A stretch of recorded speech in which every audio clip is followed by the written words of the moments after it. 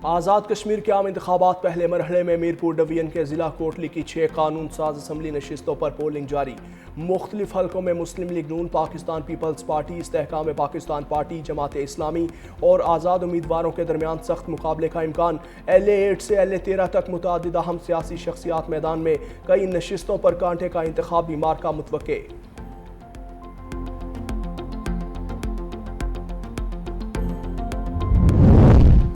आज़ाद कश्मीर इंतखाबात का पहला मरहला मीरपुर डिवीजन में पोलिंग पुरअमन अंदाज में जारी। कमिश्नर मीरपुर राजा ताहिर मुमताज़ का कहना है कि अब तक किसी नाखुशगवार वाक़े की इत्तला नहीं मिली। तमाम शिकायत पर फौरी कार्रवाई की जा रही है।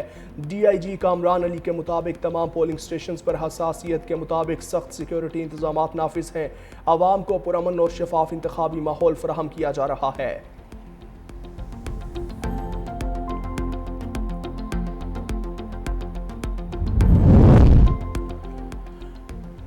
हम फॉर्म 45 और 47 की पैदावार नहीं, हम शफाफ इंतखाबात पर यकीन रखते हैं। रहनुमा पीपल्स पार्टी कमर जमान का इराकी 365 न्यूज़ से खुसूसी गुफ्तगू। कहते हैं आज़ाद कश्मीर के हालात बुरे थे, बिलावल भुट्टो की वजह से इलेक्शन हुए, बिला वजह हंगामे किए जा रहे हैं, धांधली के इल्ज़ाम आयद किए जा रहे हैं, इलेक्शन के माहौल को ख़राब करने की कोशिश हो रही है। पोलिंग स्टेशंस के बैलेट पेपर्स इंक्वायरी करवाई जाए। आज आज़ाद कश्मीर के लोग बता देंगे कि धांधली से नहीं जीता जा सकता। तर्जुमान पाकिस्तान पीपल्स पार्टी नदीम अफजल चंद ने लीगी रहनुमा राना सनाउल्लाह के LA10 कोटली में धांधली के इल्ज़ामात को शिकस्त के खौफ और बौखलाहट का नतीजा करार दिया। कहा LA10 कोटली हमेशा से पाकिस्तान पीपल्स पार्टी का मजबूत हल्का रहा। अवाम एक बार फिर तीर के निशान पर एतमाद का इजहार करेंगे। चौधरी यासीन कश्मीरी अवाम के मकबूल रहनुमा हैं, उनके खिलाफ बेबुनियाद इल्ज़ामात अवामी मैंडेट को मुतनाज़ बनाने की कोशिश है। पोलिंग से पहले धांधली का शोर मचाना नून लीग की शिकस्त का पेशगी एतराफ़ है। अवाम ऐसे हथकंडों को मुस्तरद करेंगे। स्टेट बैंक ऑफ पाकिस्तान की मॉनिटरी पॉलिसी कमेटी का इजलास आज होगा। गवर्नर स्टेट बैंक इजलास की सदारत करेंगे। ईरान अमेरिका कशीदगी, खाम तेल की आलमी कीमतों और मुल्की मुआशी अशारियों का जायजा लेने के बाद माली साल 27 की पहली मॉनिटरी पॉलिसी का ऐलान किया जाएगा। मौजूदा शरह सूद 11.5% है। खाम तेल की बढ़ती कीमतों और महंगाई के दबाव के बायस शरह सूद में 50 से 100 बेसिस पॉइंट से इजाफे का इम्कान है। कारोबारी हल्कों ने शरह सूद मौजूदा सतह पर बरकरार रखने का मुतालबा कर दिया।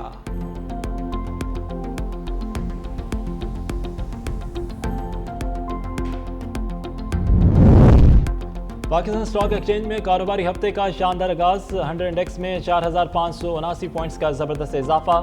मार्केट 2.68% नमू के साथ 1,75,600 पॉइंट्स की सतह पर ट्रेड करने लगी। मार्केट में तेजी के बायस 100 इंडेक्स ने एक ही सेशन में 1,72,000, 73,000, 74,000 और 75,000 पॉइंट्स की 4 अहम नफ्सियाती हदें भी बहाल कर ली।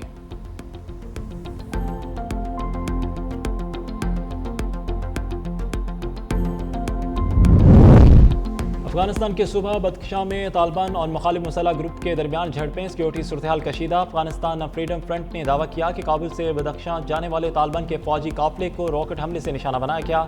तालिबान के जानी नुकसान का भी दावा। तंजीम का कहना है कि इससे कबल जिला ज़ियाबाग में तालिबान के ड्रोन्स को भी निशाना बनाया गया। तालिबान हुकाम की जानिब से दावों की आज़ादाना तस्दीक या तफसीली रद्द-ए-अमल सामने नहीं आया।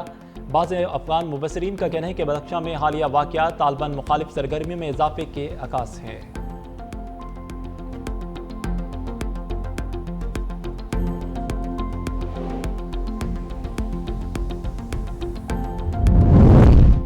भारतीय वज़ीर तालीम धर्मेंद्र प्रधान की बरतरफी। भारत में तालीमी पॉलिसी और हिंदुत्व नजरिए के हवाले से सियासी बहस शिद्दत अख्तियार कर गई। भारतीय जरीदे दी वाइड के मुताबिक प्रधान मोदी हुकूमत के दौर में तालीमी इस्लाहात और नसाबी तब्दीलियों में अहम किरदार अदा कर रहे थे। नाक़दीन का कहना है कि हुकूमत ने तालीमी इदारों में नजरियाती असर और रसूख बढ़ाने की कोशिश की। कांग्रेस रहनुमा राहुल गांधी माजी में BJP और RSS पर तालीमी इदारों को कमज़ोर करने के इल्ज़ाम भी आयद कर चुके हैं। बाज़ माहिरीन तालीम का कहना है कि तालीमी पॉलिसियों पर सियासी और नजरियाती असरात ने निज़ाम तालीम से मुतल्लिक नई बहस को जन्म दिया है।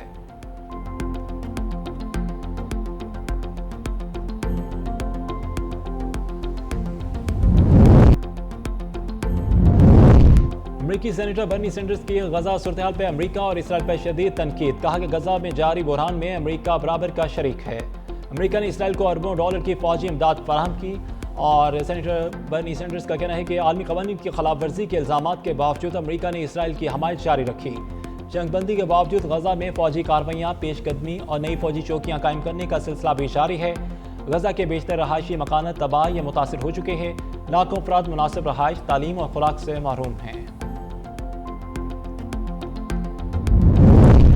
फ्रांस के शहर में लगने वाली आग पर काबू ना पाया जा सका। आग ने 42,000 एकड़ रकबे पर मौजूद सनोबर के जंगलात को अपनी लपेट में ले लिया। 2,500 से ज़ायद फायर फाइटर्स, 1500 फौजी एहलकार और 18 तैयारे मुसलसल अमदादी कार्रवाइयों में मसरूफ हैं। खबर एजेंसी के मुताबिक 75 से ज़ायद फायर फाइटर्स रेस्क्यू कार्रवाइयों के दौरान झुलस गए।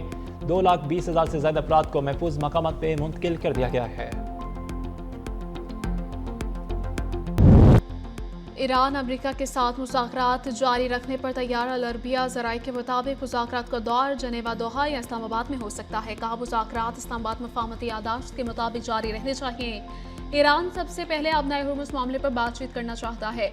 मुंजमद असासों और जौहरी प्रोग्राम पर बातचीत बाद में की जाएगी। ईरान ने अपने हुर्मुज़ में नई राहदारी मंसूबे की तजवीज़ मुस्तरद कर दी। अल अरबिया के मुताबिक अमेरिका और ईरान ने मुज़ाकरात दोबारा शुरू करने की तजवीज़ का जवाब दे दिया। अमेरिका और ईरान ने पाकिस्तान और कतर की मुश्तरका तजवीज़ पर अपना रद्द अमल दिया।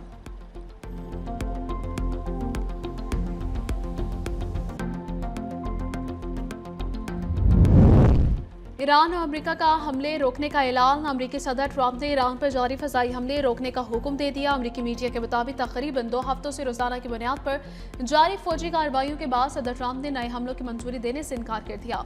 सदर ट्रंप कहते हैं कि ईरान के साथ माहिदा ही दानिशमंदाना रास्ता है और मुज़ाकरात के दरवाजे अब भी खुले हैं। ईरान का भी खलीजी ममालिक और अमरीकी तंसीबात पर हमले रोकने का ऐलान। ईरानी फौज का कहना है अमरीका की तरफ से हमले रोकने के जवाब में कार्रवाइयां मुअत्तल की। ईरान की हिकमत अमली बुनियादी तौर पर जवाबी कार्रवाई पर मबनी थी।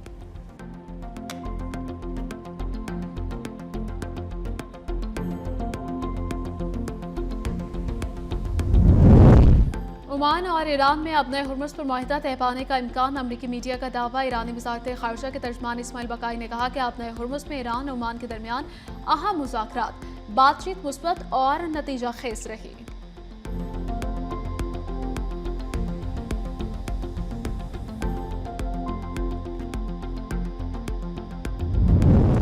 आपने हुर्मुज़ में बारूदी सुरंग से टकराकर तेल बरदार जहाज में आग लग गई। ईरानी मीडिया का कहना है कि जहाज ने अपना रेडार सिस्टम बंद कर दिया था और ईरानी हुकाम के मुकर्रर करदा जहाज रानी के रास्ते से हट गया था। तिजारती जहाज़ों को मंजूर शुदा रास्तों पर चलने की बार बार तनबीह की गई। मंजूर शुदा रास्तों से हटने वाले जहाज नताइज के खुद जिम्मेदार होंगे। पासदारान इनकलाब में गुज़श्ता 24 घंटों के दौरान अपने हुर्मुज़ से गुजरने की कोशिश करने वाले 6 जहाज़ों पर इंतबाही फायरिंग की गई।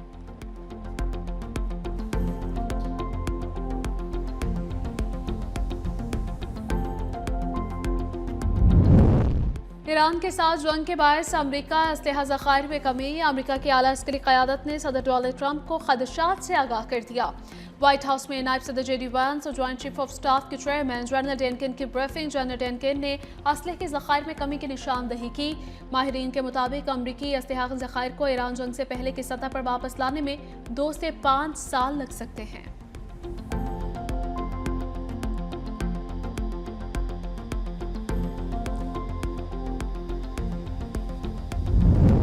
यमनी हौसियों का सऊदी ऑयल रिफाइनरी पर मिसाइल हमला। सऊदी अरब में तैनात यूनानी फौज के दिफाई निज़ाम का 2 बैलिस्टिक मिसाइलों को फजा में ही तबाह करने का दावा।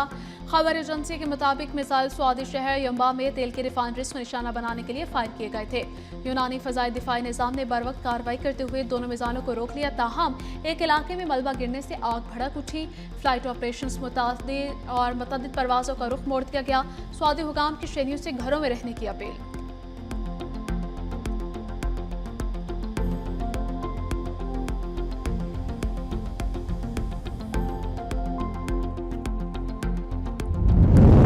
यूक्रेन भी ईरान जंग में शामिल हो गया। बहरा कैप्सन ने ईरानी जहाज पर हमला कर दिया। यूक्रेन हमले में 1 एहलकार हलाक और 1 जख्मी। ईरान का शदीद एहतजाज, जवाबी कार्रवाई की धमकी। यूक्रेनी सदर का रूस पर ईरान की फौजी मुआवनत का भी इल्जाम।